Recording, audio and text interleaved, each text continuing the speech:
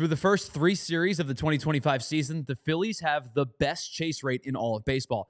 How exactly has that happened? Let's talk about it next, right here on the PHLY Phillies podcast. What's up, everybody, and welcome back to the PHLY Phillies podcast. Tyler Zulli here, and yes, it's true. Through their first 9 games, the Phillies lead Major League Baseball in chase rate at 24.3%. How exactly has this happened? Well, their plate discipline's been substantially better. Their 24.3% is nearly a full point higher than the team that's in second in the Chicago Cubs. To put it into perspective, last year they finished the year at 30.3%, which was good for 25th across baseball in 2024. 2023, they were even worse, 31.3%. That was 27th across Major League Baseball. And in fact, only the Rockies, the White Sox, and the Guardians had worse chase rates in 2023 than the Phillies did. So how have they changed their approach at the plate? Well, I think simply put, right, they're not chasing nearly as much, but what are they not chasing? Specifically, I think they're not chasing fastballs out of the zone nearly as much as they did in 2024, and it's led to a 5th most walks across baseball at 43 through the first 9 games of the season. Now, they did have 11 walks against the Dodgers on Sunday, which will really help that number, but the Phillies have only been surpassed by 4 teams through the first 9 games of the year in terms of how many walks they've put together. Now, their chase rates can be due in part, I think, to the fact that they've seen the 7th most pitches in the zone throughout the 2025 season at 50.5%.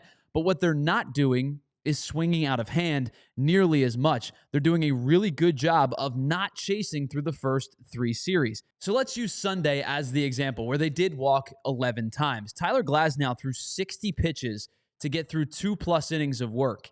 He only threw 28 strikes.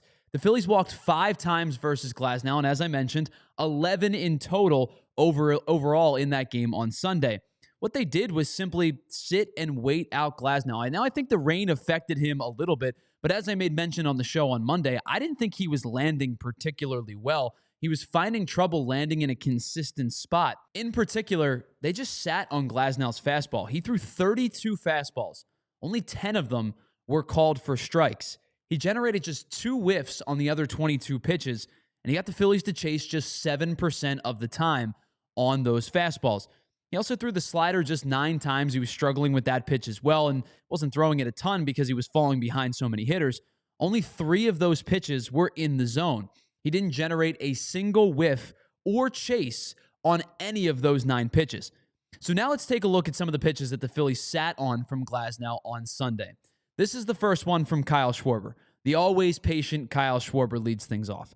Will Smith sets up down and away. You're not going to be able to see it here because this is the screenshot of where the pitch was received. But Will Smith sat up, down, and away on this pitch. Now, Glasnow missed his spot pretty poorly, but it still ended up being a semi-competitive pitch. But Schwarber, I think taking all the way in this scenario, sits on it because of the fact that Glasnow had just walked Rafael Marchand, the batter, before, and all of a sudden, he's up 1-0 on a pitch that he could have offered at, but he's up 1-0 in the count. Later in the at-bat, Kyle Schwarber again. This time, he's ahead 2-0 in the count. He's looking to elevate something up in the zone, and he's able to sit on the fastball down because he's ahead in the count. Again, you see where Will Smith receives this pitch, and a running theme that I'm going to talk about throughout this breakdown here, I don't think Will Smith received a lot of Glasnow's fastballs in a good spot in Sunday's game. I don't think he helped him because you're going to be able to see, if you go through the video of each and every one of these pitches, where he receives it, he's yanking the glove up to get it back into the strike zone. Now, I'm not a catcher. I never was a catcher. But one of the rules of thumb when you're trying to frame a pitch is you're not moving your arm. You're moving your wrist. And so if you receive it down, you snap the wrist up. If you receive it up, you snap the wrist down. Same thing side to side, right?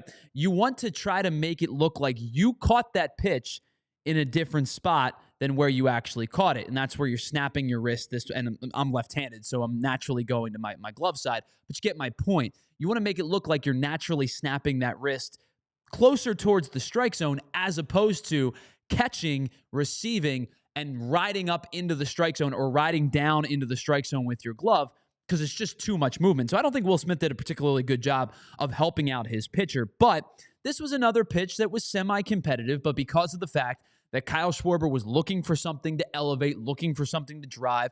And as Kyle Schwarber does ahead in the count, looking to really to put something out of the ballpark, he's able to sit on it. And he gets a ball called below the knees. And in this particular instance, now Schwarber's up 3-0, and he's in complete control. So Schwarber walks, and it brings up Trea Turner to the plate. And it's the second consecutive walk. And I think Trea Turner probably is going to sit on something inside the zone as well. Turner's a guy who's dropped his chase rate almost 7% from last year to the beginning portion of this year. So we're going to fast forward to later in the at-bat here for Trea Turner. He starts the account 2-0.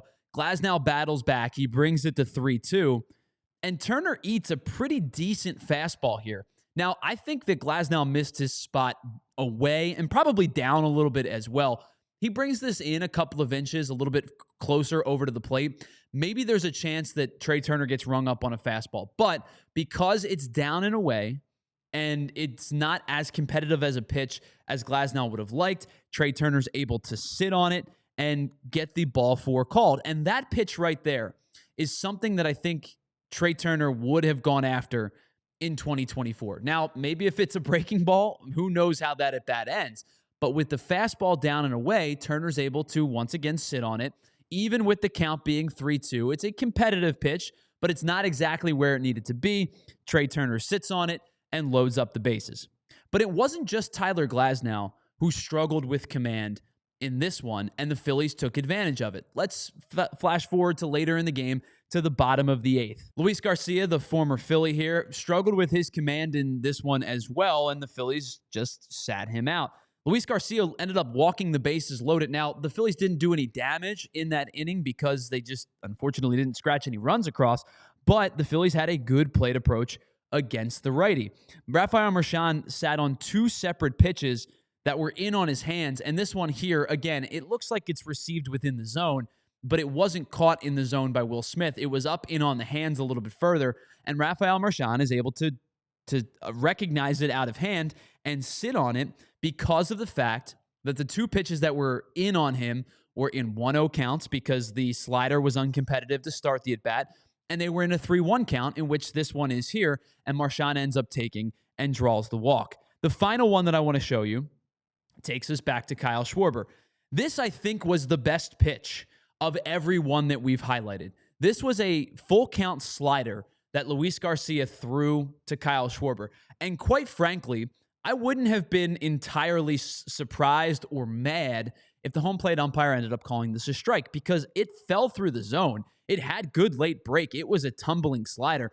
And I think as you kind of see with Kyle Schwarber off his back foot a little bit, that back knee buckled. He's really not in a hitting position. I think Kyle Schwarber got fooled on this pitch. I think he was looking for fastball in a 3-2 count.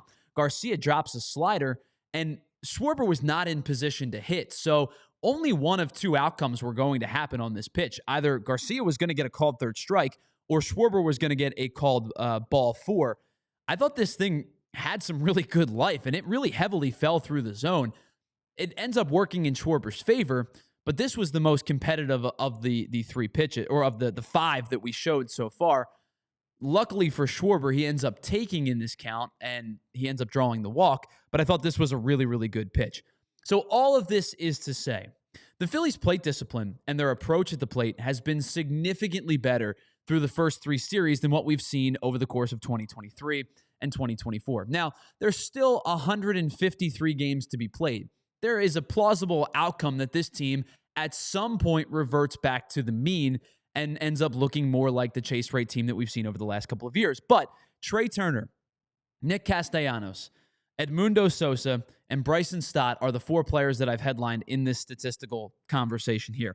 All 4 of those guys have dropped their chase rates by at least 7% in the first 3 games or the first 3 series of the season. Trea Turner's down about 7%. Nick Castellanos is down 10%. Bryson Stott and Edmundo Sosa are both down 9%. And this team as a whole has the 8th best whiff rate in all of baseball at 24.8%. So not only are they sitting on pitches outside the zone and not chasing, they're also not swinging and missing a ton. I don't know if this is sustainable throughout a 162-game season, but I am pleasantly surprised as to what the Phillies have done so far with their plate discipline here in the early portions of the season.